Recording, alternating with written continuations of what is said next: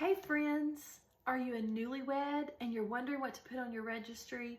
Or are you just a lady in your kitchen who is wanting to know what kind of things could make your meals easier, more user-friendly? So let me talk to you about a few of my favorites, okay? First of all is a rice pot. If you like rice, this is the way to go. So this little rice pot, I also have a larger size. They both work the same way.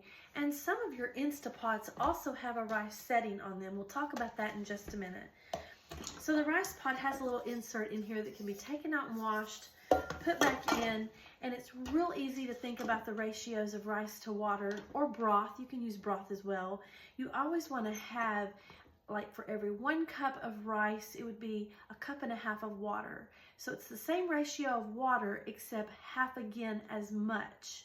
So you would put the same and half again as much. So if it was 2 cups of rice, you would use 3 cups of water. So that's kind of how you can remember it. But there's simple settings on here. The simple settings, you have a setting for white rice and you have a setting for brown rice.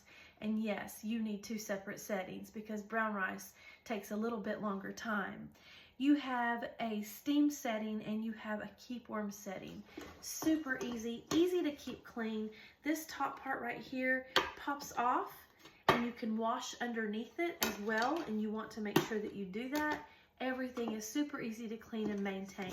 That's the rice pot. Now, the next one I want to talk to you about is the Instapot. The Instapot, you want an Instapot, y'all. This takes cooking like in a crock pot to a whole new level.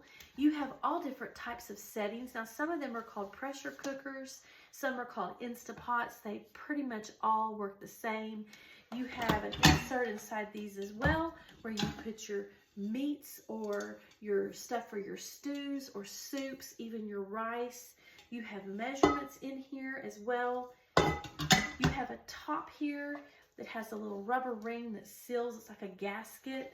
You put it on, it's super easy to fit in and click. All right, now let's talk about this top part. This is the part you just have to be careful with. You want to always set it to where it is, okay, 2 different settings, venting and sealed. You want to always seal during the cooking part.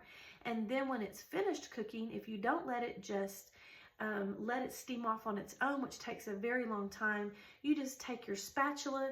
You don't want to be right over it, but it's not going to hurt you to stand near it and just bump it over. It'll scare you at first because it'll start steaming, but you just want to be wise enough to not keep your hand over it. Don't be scared of it. Just take a long-handled spatula to let that steam release. Once the steam releases, then the lid will come off easily. You don't have to worry about opening it too soon. It won't open until all the dangerous steam has been released. And on here, you have all these different settings.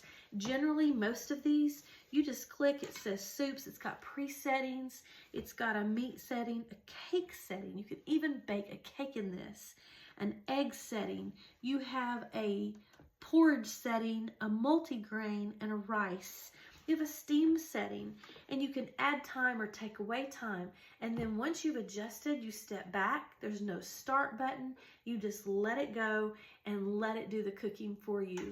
And when it's done, it beeps. It's great. You want one of these. The last thing, ladies, that I want you to put on your registry, or ladies, I want you to have in your kitchen to make things so much easier for you, your cast iron. Now, you need to know how to clean it and keep it up. It has to be maintained. But there is nothing like a good pan of cornbread inside of a good seasoned black iron skillet. You want you a cast iron skillet.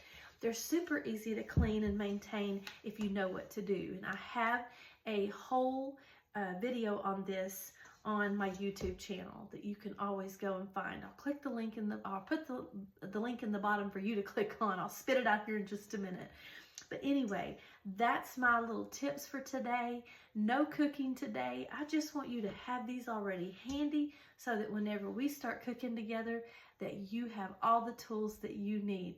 And we'll talk about a few more later. If you have any that you'd like to suggest, put it in the comments. And thank you so much for coming on here and listening to all of my little recommendations. And if you don't mind, hit the like button and share. Thank you.